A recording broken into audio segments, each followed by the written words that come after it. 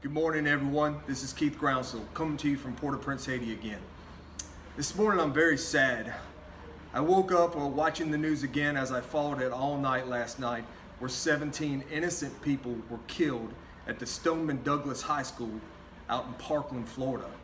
This is a very sad incident, but in addition to that, this is something that becomes more and more of a common occurrence in the United States today. And we must change the way that we are doing business, not only as law enforcement, but as a society. Let's look at our schools. Over the last 50 years, how many children have been killed in a fire in a public school?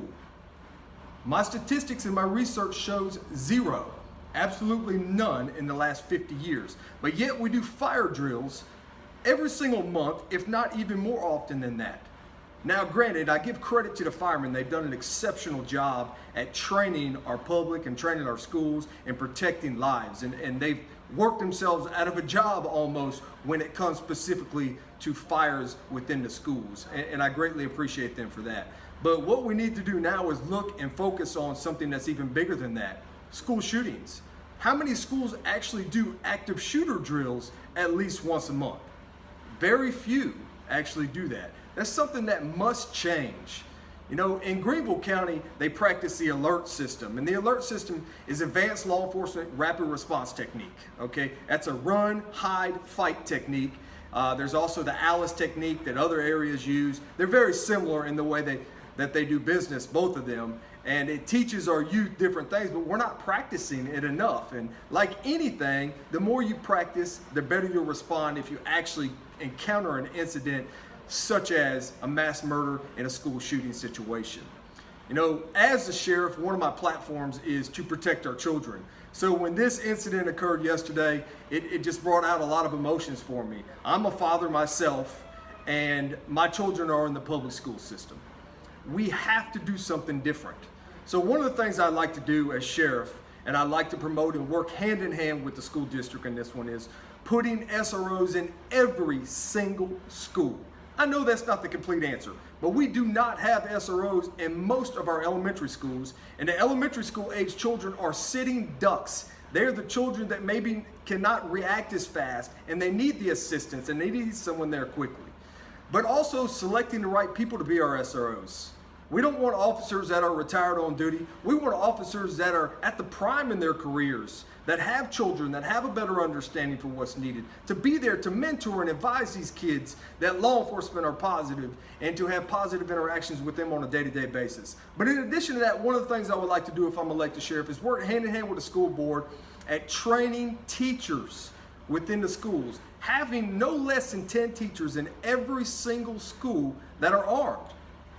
I know that could be a controversial topic to some, but if they're highly trained by the sheriff's office, even considering putting them as special deputies, putting them inside the schools, giving them the training, the proper firearms, carrying them concealed in the proper secure holsters, it gives us a rapid response. It's already on scene, in addition to the SROs, so we can take the fight to the bad guys.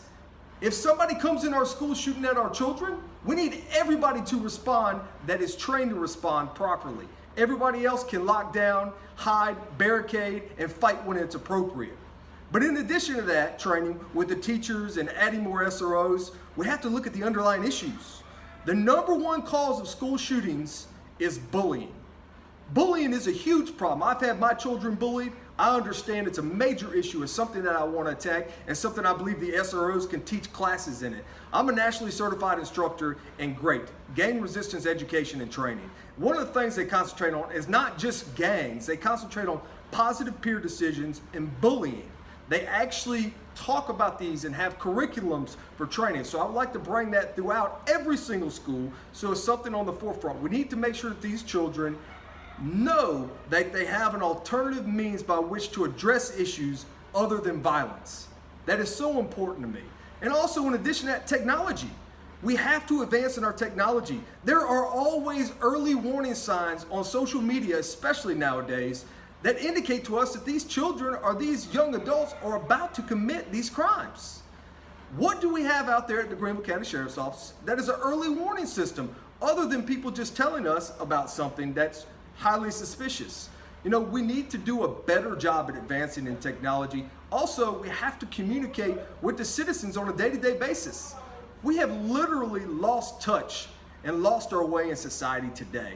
You know, it takes a village to raise a child. I know everybody's heard that before, but that is a true saying. Back in the days when the community was gathering, they would gather around the church, brought God into their lives and positive decision-making process. We've completely lost our way when it comes to that. I would love to see people in the community much more involved in assisting law enforcement, calling us when they see something suspicious.